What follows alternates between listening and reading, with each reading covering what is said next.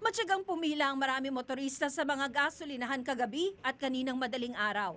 Marami ang nagpa-full tank na para hindi tamaan ang mag-asawang sampal ng oil price hike at dagdag excise tax. Kinakabahan kami dyan sa ano namin kasi yan pagka tumaas yan, tuloy-tuloy talaga ang pagtaas ng gas. Halos hindi na nga kami kumikita sa taas ng gasolina taas ang taas.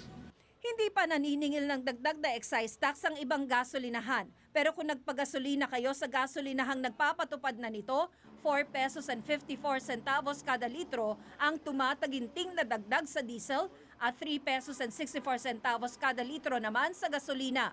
Ang taas presyong dahil sa pagbahal ng krudo sa world market, 2 pesos and 30 centavos sa diesel habang 1 peso and 40 centavos naman sa gasolina. 2 piso naman ang galing sa excise tax, ang pangalawang tranche sa ilalim ng train law. Kaya kung nakahabol kayo at nakapagpa-full tank bago ang dagdag presyo, nakaligtas sa mga diesel na sasakyan sa 227 pesos na taas presyo habang 182 naman ang sasakyang de gasolina. At dahil tumaas ang presyo ng produkto, tataas din ang 12% value-added tax na katumbas naman ng 24 centavos kada litro. Bagamat nakasaad sa train law na muling tataas ang excise tax para sa mga produkto petrolyo ngayong taon, hindi lahat ng gasolinahan ay naniningil na nito. Ayon sa Department of Energy, may ilang gasolinahang may lumang stock pa na hindi pa nadaragdagan ng excise tax. Ayon sa DOE, posibleng sa Pebrero pa maningil ng dagdag excise tax ang ibang gasolinahan. Malaki yung tangke. So pwedeng mag-store siya ng maraming old stocks na hindi pa nai-imposean ng ating second tranche ng excise.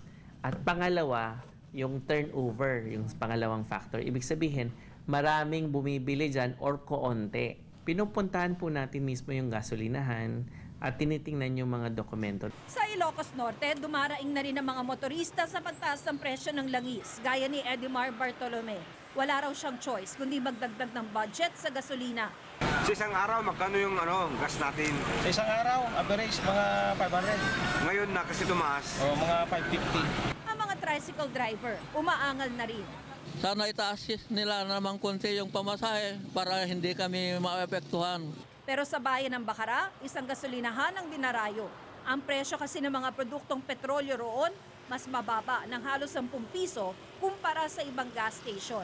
Ayon sa kahera, hindi sila nagtaas ng presyo para naman daw makatulong, lalo na sa mga estudyante. Hindi naman daw sila nalulugi sa bababang presyo. Tina Panganiban Perez, Nakatutok, 24 Oras.